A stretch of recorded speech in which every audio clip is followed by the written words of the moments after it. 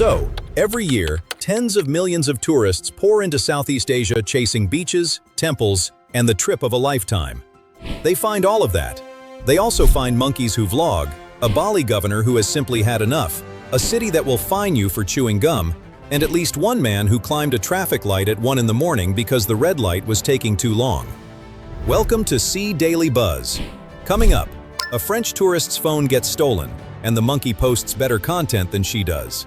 A man wakes up in a Bali clinic and immediately announces his nationality. Singapore runs us through gum, caning, and the death penalty, and Southeast Asia's greatest tourist fail parade. Let's go! In February 2025, a French tourist named Justine visited Monkey Hill in Phuket. It is a scenic hilltop and also home to 400 to 500 long-tailed macaques who have turned theft into a lifestyle. One grabbed her bright blue iPhone, looked her dead in the eye, and ran. What followed was a 2-hour recovery operation involving 3 Thai men who had clearly done this before. The monkey, meanwhile, had figured out the front camera, then switched to the rear camera to film the forest. The monkey was vlogging. Justine got her phone back and set the monkey's selfie as her TikTok profile picture. She won. Same month. Kane Smith, British tourist, Koh Samui rooftop pool, the White Lotus Season 3 island, watched a gang of monkeys drink from his pool, cut off his exit, and chase him into what he believes was a conference room. 7 million TikTok views. Post-incident, I survived the monkeys. He now despises monkeys. In his own words, he's sorry, but he despises them. German influencer Julia Butex in Krabi, January 2026. A baby monkey climbed onto her head. She filmed it. She posted it. 4 adult monkeys arrived to settle a territorial dispute on her body. A monkey she called Big Old Grandpa bit her calf. She was back at the beach the same afternoon. Thailand has a monkey problem. Lopburi, 90 miles from Bangkok, 58,000 people, up to 5,000 macaques. The city formed an anti-monkey police unit, armed with empty slingshots just stretched out as a threat. The monkeys called their bluff. 30 escaped and stormed the police station. The mayor, the symbol of Lopburi must stay on, there's no other way. Every November, Lopburi throws a formal sit-down buffet for the monkeys. 2 tons of fruit, tables dramatically unveiled. It started in 1989 with 300 monkeys. There are now 4,000. P.S. The monkeys in Thailand are ruthless. Will steal your phone and call your ex. Bali is possibly the most welcoming place on earth, and yet tourists keep managing to make even Bali mad enough to deport them. That takes talent. Governor Ryan Coster, April 2025. Try going to Japan, America, Europe, Australia. Their citizens are orderly in their own countries, but if they come to Bali, then they are naughty? No mercy. 128 foreigners deported in 90 days. Nyepi is Bali's day of silence. 24 hours, no lights, no noise, no movement. The international airport closes. Hotels are required to tell every guest. In March 2026, a Swiss tourist named Lucian posted Instagram stories during Nyepi, walking the empty streets, calling it pretty peaceful outside, and then posting a strongly worded rejection of Nyepi and its rules. Bali's cybercrime division was watching Instagram in real time.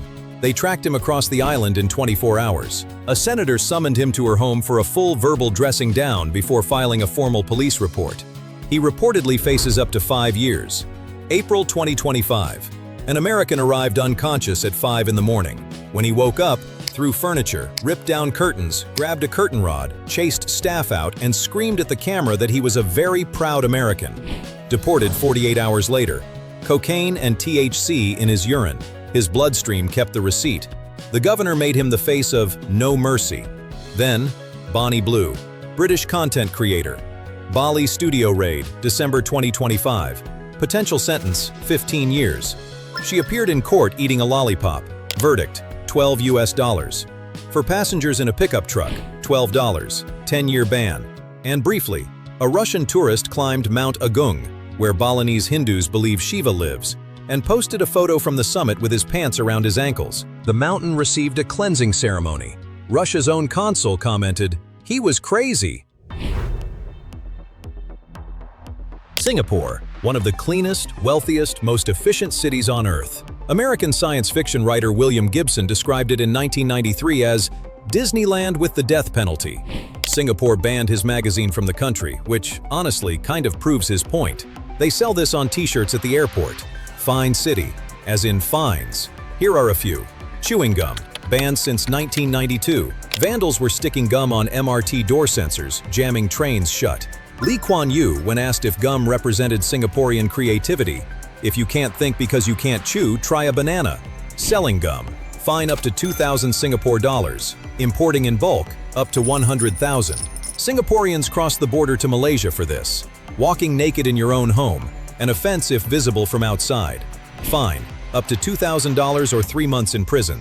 Not flushing a public toilet, $150 spot fine. Health inspectors conduct random checks. Someone has that job. Singapore runs. Feeding pigeons, up to 10,000 Singapore dollars. One man, caught 16 times, fined 4,800, 16 times. Now, the big one. Vandalism carries mandatory caning. In 1994, Michael Fay, an 18-year-old American, was sentenced to 4 months in jail and 6 strokes of the cane for spray painting cars. President Bill Clinton personally called Singapore to ask for mercy. Singapore reduced it from 6 strokes to 4. As a diplomatic gesture, he was caned.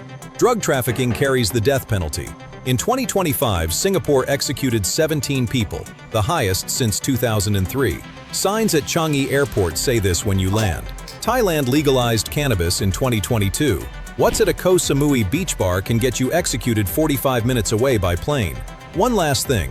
Not a law, but violated at your peril. In Singapore's hawker centers, a tissue packet on an empty table means the seat is taken. Place it before you queue. The honor system works perfectly. Sit in a choked seat. No fine, no officer. But the Singaporean coming back with their chicken rice will say something, and they will be right.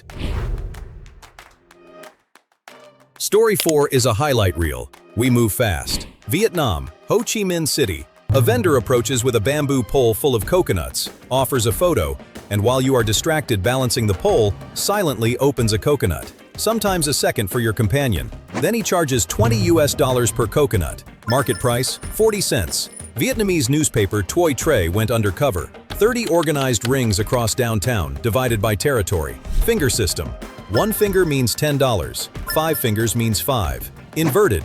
Designed to confuse. 2 tourists who knew the real price handed 40 cents. He gestured. 40 cents more.